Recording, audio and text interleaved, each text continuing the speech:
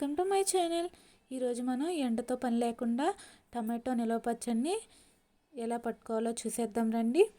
ఇది 6 నెలలైనా నిల్వ ఉంటుంది. ముందుగా 1 కేజీ టమాటోలను తీసుకుని శుభ్రంగా వాష్ చేసి కడుక్కొని గుడ్డతో తుడిసి ఆరబెట్టుకున్న తర్వాత ముక్కల కింద కోసుకోవాలి. 50 గ్రాముల చింతపండుని తీసుకొని తొడిమెలు పిక్కలు ఏమీ లేకుండా చూసుకోవాలి. ఇది కొత్త చింతపండు అయితే పచ్చడి రుచిగా ఉంటుంది, చాలా టేస్టీగా ఉంటుంది. ముందుగా స్టవ్ వెలిగించి ప్యాన్ పెట్టుకొని 2 టేబుల్ స్పూన్స్ మెంతులు, 1 టేబుల్ స్పూన్ జీలకర్ర, 1 టేబుల్ స్పూన్ ఆవాలు వేసుకుని దోరగా వేయించుకోవాలి. చూడండి, ఇలా వేగిన తర్వాత ఒక ప్లేట్లోకి తీసుకొని చల్లారిన తర్వాత ఇలా మెత్తటి పౌడర్లా చేసుకోవాలి. చూడండి, పౌడర్ ఇలా మెత్తగా అయిపోవాలి.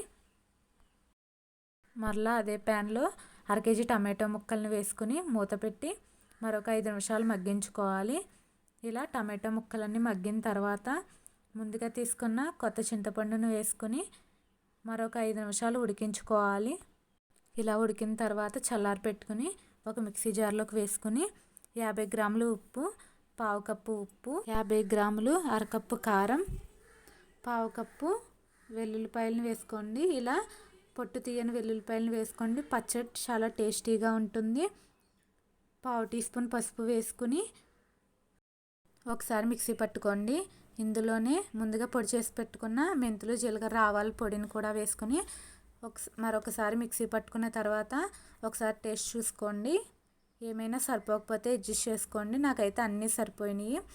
దీన్ని పక్కన పెట్టుకొని స్టవ్ వెలిగించి ప్యాన్ పెట్టుకొని 200 గ్రాములు 1/2 కప్పు ఆయిల్ని వేసుకొని ఆయిల్ హీట్ అయిన తర్వాత 1 టీ స్పూన్ ఆవాలు, 1 టీ స్పూన్ మెంతులు, 1 టీ స్పూన్ పచ్చిశనగపప్పు, 1 టీ స్పూన్ మినప్పప్పు, 1 టీ స్పూన్ జీలకర్ర, 2 ఎండుమిర్చి, 6 నుంచి 7 వెల్లుల్లిపాయలు, కొంచెం కరివేపాకు వేసుకుని వేయించుకోండి.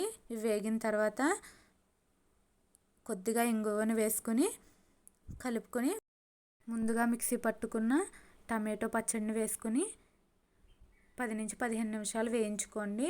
పచ్చడి బాగా వేగడం వల్ల ఎక్కువ కాలం నిల్వ ఉంటుంది, చాలా టేస్టీగా ఉంటుంది. ఇలా పచ్చడి వేగిన తర్వాత 2 టీ స్పూన్ల పంచదారను వేసుకోండి. ఇది ఆప్షనల్ మాత్రమే, కావాలంటే వేసుకోవచ్చు, లేదంటే స్కిప్ చేయవచ్చు. అంతే. దీన్ని చల్లారిన తర్వాత ఒక ప్లాస్టిక్ డబ్బాలో కానీ గాజు సీసాలో కానీ స్టోర్ చేసుకుంటే 5 నుంచి 6 నెలలు నిల్వ ఉంటుంది.